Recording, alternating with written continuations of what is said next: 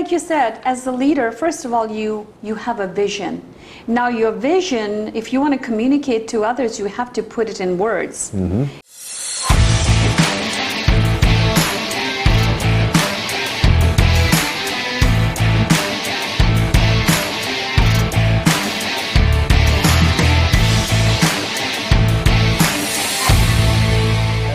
Hello folks, Grandison Shines with Seduire International, and it is a pleasure for you to meet me. I am here with... Look at you.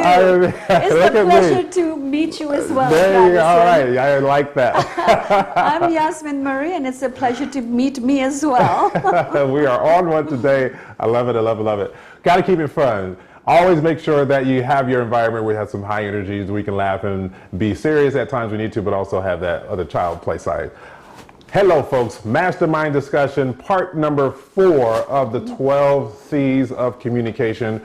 I am making sure, or we are making sure, that you fully understand the definitions as well as the words, of course, and making sure that we encompass our framework of conversation with these 12 C's of communication. Now there may be some that we can add onto it. We may do that later on, an extra bonus 3 or something like that. Yeah, I was thinking about that we will have a bonus 3 because okay, she said it, we're gonna have a bonus 3. There you go. Then there'll be 15 of them. 15 of them. Yes, look at that. And do be mindful that all 15 of these that we're going to be talking about can be activated in operation in one sitting, in one conversation. It's all about how you characterize and or framework your conversation. That is extremely important. Utilizing what we call the 12 plus 3 bonus C's of communication. So Ms. Yasmin, we talked about the importance of communication before, and we talked about you last time you spoke about the importance of dialogue. Let's talk about, when we talk about communication this go around, before we dive into the words, let's talk about how we utilize communication to institute change within the organization. What importance is that in terms of maybe we could have to communicate a vision, have to communicate a new mantra? Leaders, we're poised with that all the time. So how do you communicate that? Like you said, as the leader, first of all, you have a vision. Now your vision, if you want to communicate to others, you have to put it in words. It could be a credo, a mantra. Yep. But you have to verbalize it. Otherwise, it's going to stay right in here. And then once you have written it down, talk it out loud. See if it's relevant.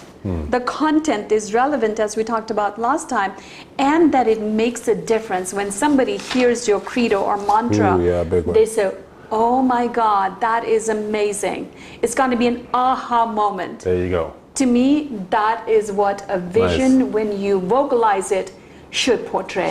An aha moment. Yeah. And it's important to understand that we're talking about your vision, your inspiration, motivation you're going to give people. That should be able to permeate down throughout the organization. Now, if you, depending on the size of your organization, your voice alone, when you say something to somebody, may not reach to the other ancillary parts of the business, people that are out in the field, or people that are in remote offices or remote locations like home now. So how do we continue to utilize our mantra, our vision, to drive purpose, but we have to permeate it throughout the organization? Well, this is where other tools like video, audio, other structures, and utilizing technology can do that. So you can, what Yasmin was saying basically is that you can make an audio or a video kind of component, write it down, and then expound on it in a way that it can be delivered down throughout the organization. Maybe one time you can just push a button that goes to everybody, or maybe you have the different departments make sure that they talk about it and align their departments with your vision and make sure it's striving and driving towards that. That's all important, and it's how you communicate. But you have to make the decision and understand how to permeate it down throughout the organization. And also what you just talked about, how to get it to the masses. People I've seen have taken their mantra and made it as on the email. Correct. Okay. Yep. That's on the signature. Right. Like that? As a signature. Okay. Absolutely.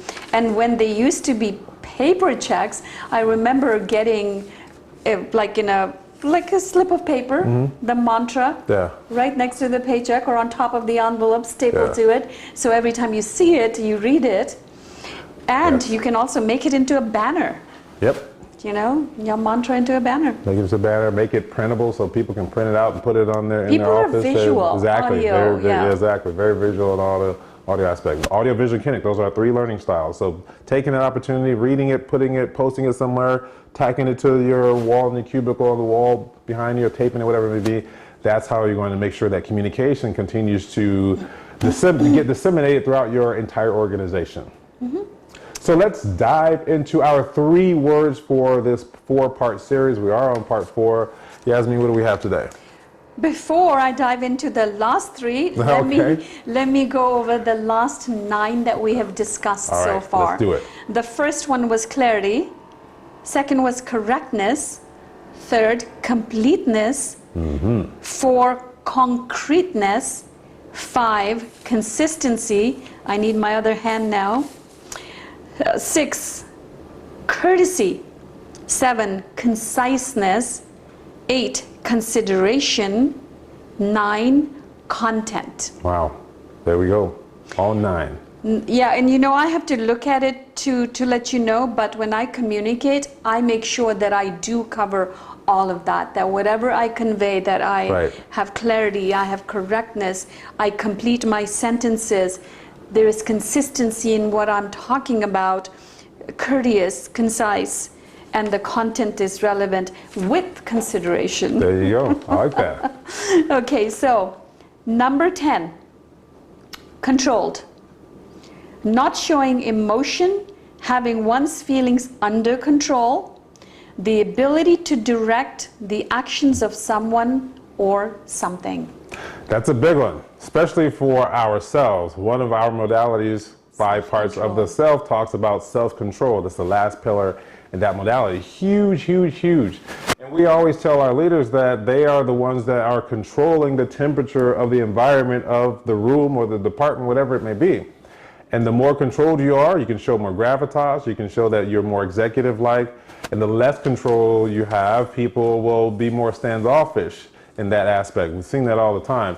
So making sure that you're controlled in your conversation, making sure that you enunciate your words right, pronounce them right, and be more articulate as well.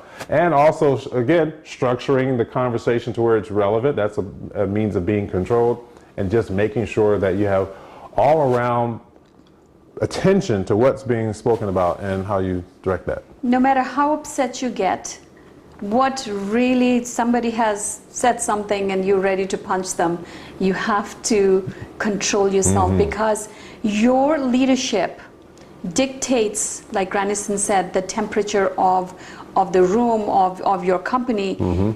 If you don't exude calmness, your company will not pay attention, or will not have the same, you won't have the same credibility. Sure, yeah, there you go. They trust and depend on your controlled moods, so you can exude that confidence that you have. And that controlled opportunity that you have will also dictate and create your reputation and your brand. So when people will talk about you, and they will, trust me, they will talk about you whether you want them to or not, they'll be more on the, oh, he's more controlled, he's a good communicator side, versus watch out, because once this guy gets mad, he's going to just blow up with no control, right? Massively different. Massively different how you want to approach that person, massively different how you want to surround yourself around that person and be more friendly-like. Totally, totally different. So control is huge. I had a leader once who always blew his lid. Every little thing would just make him mad. So what happens is, when you have a leadership like that, you don't have open communication, because you cannot go to them when things are falling apart. In order to have open communication that people can trust you and are willing to come to you for advice, you have to be calm, controlled, and collected. That leads me to the next one, and also shows your confidence. The next C, number 11, is confidence. Confidence is your trust in your abilities, qualities, and judgments. As a leader, that is huge. And your confidence will show itself before you utter your very first words. One of the sayings that I coined was an adage that is stapled in our mind now here at Seduire International, because confidence is extremely important. You can tell how confident a person is based on how they talk. That's why I'm emphatic in learning and teaching our consultants, of course, internally, not to utilize low power words, low power phrases and filler words, those types of communication words per se. And then also teaching our clients how to do the same thing, because when they're talking to someone, you can jeopardize your competence in the eyes of the person by how confident you are in terms of the content that you share with them. So yes, we've thrown in all these C's, but they're very, very relevant. Confidence is huge. In fact, that's what we focus on here at communication competence here at Seduire International. And you touched on the last C that we have, well, minus the bonus 3 C's, is the competence. Competence. The quality or state of having sufficient knowledge, judgment, skill, or strength. The ability to do something successfully or efficiently. Also a speaker's subconscious, intuitive knowledge of the rules of their language. Fantastic. I mean, that's going to shut the whole thing down right there. Your Drop confidence. the mic, right? Yes, drop the mic. But your confidence will show how competent you are, how in tune you are with the subject matter regarding the content that you share can jeopardize your competence or the competence that I see in you, and vice versa. So your competence is extremely important. And I always say, again, I just repeat it, but it bears repeating only because that's how you learn, and repeat because we don't have anything else to say, but that's how you learn. Making sure that you do not jeopardize your confidence and competence by utilizing filler words and or low power phrases. And if you don't have the knowledge on a certain subject matter, don't even engage in it. Sure. Otherwise, you will come across as incompetent. Yeah, incompetent. Don't try to fake it. Right. Yes. I'd rather say, let me find out. Mm-hmm. I don't have that information, but let me find out, instead of just ad-libbing and just speaking for the heck of it. Just don't say anything. Sure. You ever had a leader that didn't come across too competent for you? Oh yeah, all the time. How did you feel about that leader? I just was in my own zone. Like, let him speak. He just wants to. Yeah.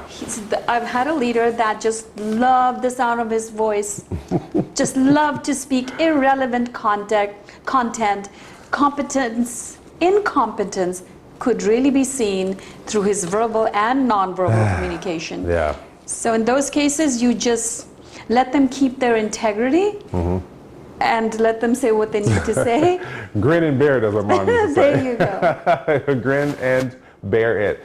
Well, those are our 12 C's that we have in this 4-part series. We will come back later on with a bonus 3 regarding 3 more C's that are pertinent in matter of conversation and communication. Yasmin, take us out with something grandiose.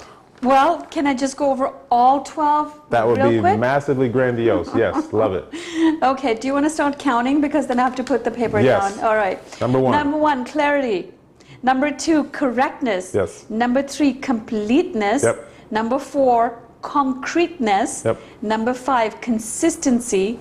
Number 6, courtesy. Yep. Number 7, conciseness. Number 8, consideration.